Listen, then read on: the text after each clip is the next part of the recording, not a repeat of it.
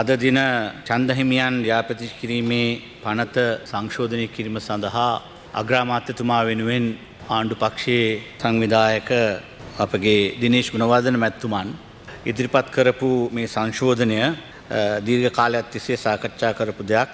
විශේෂයෙන්ම මේ රටේ තරුණයන්ට තමන්ට අටලොස්වියක් සම්පූර්ණ වෙන විගසම ඡන්ද ලබා දීමේ ඒ අයිතිය තහවුරු කිරීම සඳහා වූ මේ සංශෝධනය අපි අගය කරනවා. මේ සංශෝධනය තුළින් මේ පනතේ නොයෙකුත් වගන්ති සංශෝධනය කරමින් අවුරුද්දක 3 වතාවක් අටලොස්විය සම්පූර්ණ කර ඇති තරුණයන්ට අවශ්‍ය වූ ඒ පරිපූර්ණක ලයිස්තු සකස් කිරීමේ ඒ අවස්ථාව හිමි වෙනවා. ඒ තුළ තමන්ට සති දෙකකින් අටලොස්විය සමත් වෙලා සති දෙකකින් තමන්ට ඒ ඉල්ලීම ඉටු කර ගැනීමේ අවස්ථාවක් උදා වෙනවා. ඒක අපි අගය කොට සලකන්න ඕනේ. නමුත් ඊට වඩා වැදගත් කාරණාවක් තමයි අපි අපේ මැතිවරණ කොමිසමේ සමාජිකයන් ගෙවතාවත් අපේ දිනේෂ් ගුණවර්ධන අමාත්‍යතුමන් සභාපතිත්වයේ දරන මැතිවරණ සංශෝධනය සඳහා වූ පාර්ලිමේන්තු කාරක සභාවේ උපදේශක කාරක සභාවේ එතුමන් මේ අපේ මැතිවරණ කොමිසමේ සභාපතිතුමන් ඇතුළු සමාජිකයන් සහභාගී වෙලා නොයෙකුත් අලුත් කාරණා ඉදිරිපත් කළා.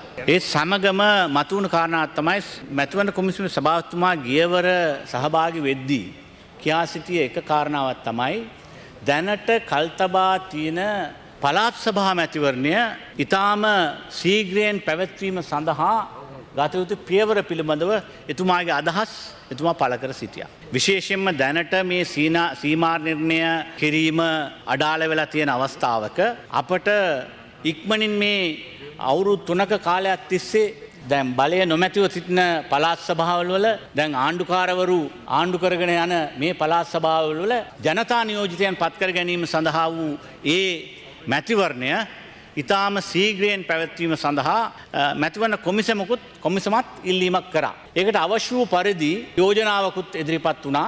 විශේෂයෙන්ම කලින් පැවැත් වූ ඒ මැතිවරණ ක්‍රමයට ආපසු යෑමෙන් අපට මේක ශීඝ්‍රයෙන් බලපවත්වන්න පුළුවන් කියලා. ඒ පිළිබඳව නීතිපතිතුමාගේ දෙපාර්තමේන්තුවෙන් අදහස් පළ කළා. විශේෂයෙන්ම they were citing the interpretation ordinance and were citing certain difficulties that you may encounter. But then Mr. Sumandaran, as a member of parliament, he has already submitted a very simple bill before this house. The government can take charge of that bill, take it to cabinet, get it approved, and bring it as a government bill and enable the provincial council elections to be conducted without any delay. I see. Yes, the opposition is quite willing. The Honorable Lakshman Kiriyalla says here that we are also willing to support it. Now today in the morning, Veerakesari paper, it says in Tamil, மாகாண சபை தேர்தலை விரைவாக நடத்தி 13வது திருத்தத்தை அமுல்படுத்த வேண்டும். இந்தியாவின் உறுதியான நிலைப்பாட்டை அரசாங்கத்திடம் முன்வைத்துள்ளார் இந்திய வெளிவிவகாரத்துறை அமைச்சர். The visiting Indian foreign minister too has made a specific request about the implementation of the 13th Amendment. Now, the implementation of the 13th Amendment means re-establishing, conducting elections for the provincial councils. So, therefore, he is making a request to the government that the provincial council elections be conducted early. The former Minister of Foreign Affairs, the current Minister of Education, Honorable Dinesh Gunawardena, is quite aware the interest of the government of India regarding the need to strengthen the 13th Amendment, and in order to strengthen the 13th Amendment, in the first place, we have to conduct the elections. Now, elections have been postponed for several years now. I am sure with this simple amendment, government can enable that these provincial council elections could be held fast. Therefore, I would once again urge the government considers this and that we do not wait until next local government elections are due to conduct the provincial council elections, which is already well past the due date. I must, on behalf of the opposition, being the previous administration, we must bear responsibility for having messed up the electoral system. I am one who opposed that from the very start. Honorable Dinesh Gunawardene is aware of my opposition regarding that bill. But unfortunately, that bill became law, and then the delimitation process became such a antagonistic process. Finally, the minister himself voted against the delimitation report. That was the biggest joke that we encountered in this House. Now, having said that, may I also make another request regarding the internally displaced people in this country. Now, coming 30th, October 30th, is the 31st year of completion where almost 100,000 Muslims were forcibly evicted from the northern province by the LTTE. Now, the forcible eviction have resulted in all those internally displaced people having to live in other parts of the country, being unable to return to their original homes. Even after the war was concluded, though the peace has returned, they are unable to return there for a variety of other practical reasons. Vast number of these people are now resident in the Puttalam district and perhaps in a few other districts. Yes. Therefore, now, why cannot we, because for various practical reasons, for the reasons that children to pursue education have already enrolled in schools in other areas where they are now resident, though they are relocated and are residing in other districts, their desire to be voters in their original district of birth, the Vanni district and the other districts of the northern province, including Jaffna, is something that they are not willing to forego. It is their desire to be voters in that district. So this particular request can be looked into very carefully without insisting on having a place of residence and insisting that you must show proof that you are residing in a particular district to obtain the vote.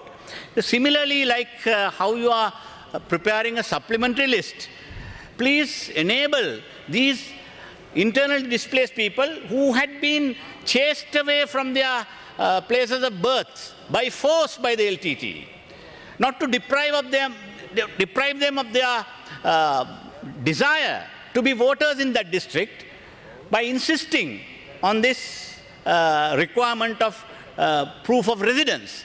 Because this is a serious problem for those people, because they have their lands in that area. They go for cultivation in the area. But only issue is that sometimes most of them don't have their residence to prove. This is the only difficulty. But we have temporarily accommodated them for several years. Until about 3 years ago, we had this practice of preparing a supplementary list. When an election is announced, the Election Commission calls for applications and then registers them in a supplementary list, and they are allowed to vote from wherever they are residing.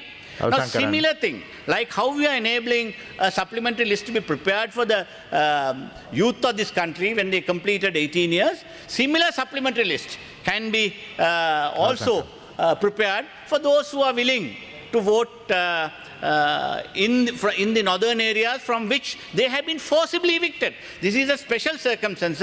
This has been, even in the conventions relating to refugees and IDPs, internationally, this is a right which they would always be entitled to, and that should be respected by the government. Therefore, I look forward to making this request from the Honourable Minister, and also I will make a specific request in the Parliamentary Select Committee regarding this, to prepare to enable these IDPs to continue to exercise their franchise, not in the place of residence, but in the area of birth, which they don't want to forsake for the reason that they have forcibly been displaced. Therefore, that must be respected, and the injustice that they have been made to suffer for 30 long years must be remedied through a simple amendment enabling a supplementary list to be prepared permanently as long as they are forced to live outside their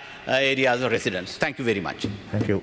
Honorable Hakim would remember, I too remember, then the Honorable Speaker was late M.H. Mohammed. I remember the 48 hours of that dreadful news coming when people of Jaffna who are belonging to other ethnic communities were asked to leave Jaffna. Honorable Speaker summoned us, we were in the opposition. All of us got together and made that appeal, but it was not heard. So even what Honorable Hakim says today dates back to a long period, Honorable Deputy Speaker. The committee should go into this matter and we'll discuss and try to make the recommendation.